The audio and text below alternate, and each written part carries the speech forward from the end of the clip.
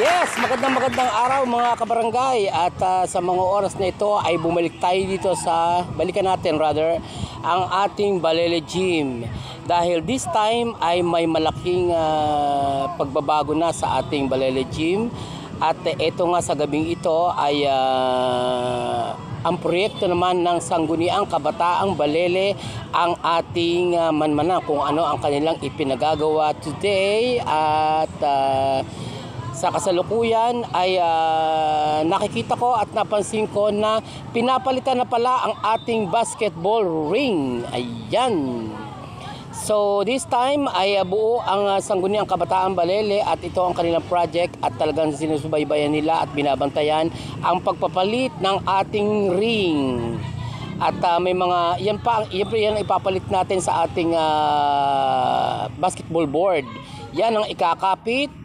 At makikita natin mamaya kung ano ang nakasulat dyan. So in the meantime ay tingnan muna natin kung ano ang ginagawa ng ating Alex aluminum contractor sa ating basketball board. Ayan. So in the meantime, pumesto muna ang ating mga SK at akala nila ay picture ito. Hindi nila alam na ito ay video. So headed by SK Colleen Andal, chairperson, at ang kanyang mga kasamahan ay ito. Tingnan natin kung ano ang ginagawa ng ating mga technician sa ating basketball board. Ayan, kasalukuyan tinatanggal at inaalis ang lumang ring ng ating basketball board. At naririyan din si Konsehal Mark Dominic Amutan at syempre siya ang namumuno sa proyektong ito dito sa ating Sangguniang Kabataan at ito yata ang kanyang linya, ang sports. So dito siya nakatalaga at this time ay yan, tinatanggal yung lumang ring at papalitan natin ng bago. Ayan.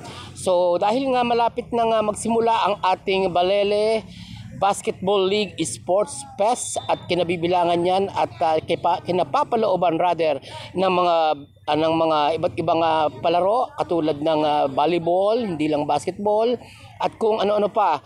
At ang mga kabataan ay busy na sa paghahanda ng kanilang mga gagamiting uniform dahil pag nagsimula na yan, siyempre aariba na ang sports fest, kailangan kumpleto lahat and with uniform. So hindi ko lang malaman at matiyak at natanong kung ilang pares ng team ang maglalaban-laban sa ating darating na Summer Sports Fest. Dahil maraming kabataan dito sa ating barangay sa Balele, so marami-rami ding team ang from junior to senior ang maglalaban-laban at sila ay nagpapalakas at kasalukuyan lagi ng nag-iensayo dito sa ating Balele Gym at talaga namang napakaganda na ng ating Balele Gym dahil inaayos na pati ang mga ilaw nito. At syempre sa gabi gaganapin yan ang sports fest natin at sa araw din ay kailangan mas maliwanag ang mga ilaw na ating gagamitin diyan sa ating Balele Gym. And this time, ayan, inihahanda na nga ang ating basketball board para sa pagpapalit ng bagong logo at ring. At yan na nga ang ating mga naispatan din natin dyan mga kabarangay, si PTA President ng Apolonio M. Lirio National High School, si Mr. Tommy Perez. Ayan, at yan ang ating mga kasamahang Sangguniang Kabataang Balele na aktibong-aktibo at talagang handang-handa sa anumang magaganap na Balele Sports Fest. Okay, basahin natin this time ito. Balele Basketball. Ayan, play with heart, win with respect. Yan ang ilalagay natin sa ating basketball board sa ngayon. At pinalitan na natin samantalang nakikita na natin sa kasalukuyan ang logo ng Sangguniang Kabataan and Sangguniang Barangay Balele.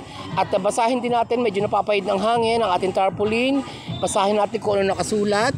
A project of Honorable Colleen Andal, Sangguniang Kabataan, and Honorable Arthur Lirio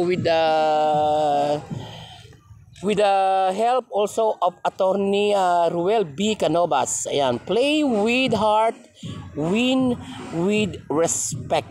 Yan ang ipapalit natin sa ating basketball board.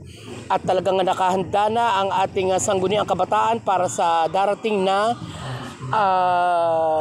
Balele Summer Sports Fest, yung basketball league, and kung ano-ano pang mga palaro dito sa ating barangay. So ang ating mga kabataan ay talagang panay ang ensayo dito sa ating Balele Gym, at talaga namang inihahanda nila ang kanilang mga sarili para sa mga gagawing sports fest, summer sports fest rather, dito sa ating barangay. At inihintay lang natin si Kapitan. Ayan na nga ang ating SK chairperson na umakyat pa sa taas at nagwe-wave pa ng kamay, at ang sabi ko pa nga dyan ay baka mahulog. Diyos ko, ang taas-taas niyan. At ginagamit din natin ang ating barangay police service, barangay patrol service rather. At yan ang ating ginawang tuntungan dyan sa pagkakabit ng basketball ring and basketball board. So malaking bagay ang ating mga serbisyong publikong sasakyang yan para sa ating hindi man sa paghahatid ng ating mga pasyenteng dadalhin sa mga emergency unit, kundi nakatutulong din yan upang magamit natin sa pagkakabit ng iba't ibang mga proyekto. At nariyan talaga at sinubaybayan ni PTA President Tommy Perez ang ating proyekto ng Sangguniang Kabataan, dahil talagang nalalapit na ang Summer Sports Fest dito sa ating barangay. At this time ay medyo hindi pa naghahaponan yata ang ating Sangguniang Kabataan Barangay, dahil na maaga pa ikinakabit na yan, at talagang nakahanda sila upang agapayan at suportahan ang mga Sangguniang Kabataan member. At talagang wag nating kalilimutan na ito ay sa pamumuno ni Captain Art Lirio also, at ni Colleen, at ito ay lagi nang minamanmanan natin ang mga proyekto ng ating barangay.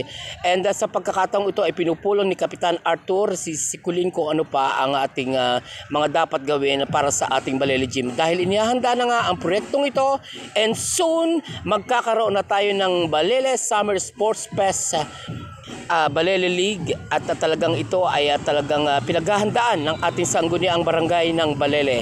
At yan lamang po ang ating report sa mga oras na ito para sa kaganapan ng mga proyekto. At yan na nga, totally na ikabit na ang bagong basketball board. Ayan, play with respect, play with heart and win with respect. Ayan, kaya lahat ng mga kabataan ay intindihin nyo mabuti ang nakasulat diyan, at kailangan irespeto natin ang bawat isa, at wag naman sanang magkakagulo pa sa ating paglalaro, sapagkat ika nga ito ay sports program. So kailangan maging sports tayong lahat mga kabataan, hindi lang sa mga kabataan kundi sa mga manonood ng ating Summer Sports Fest.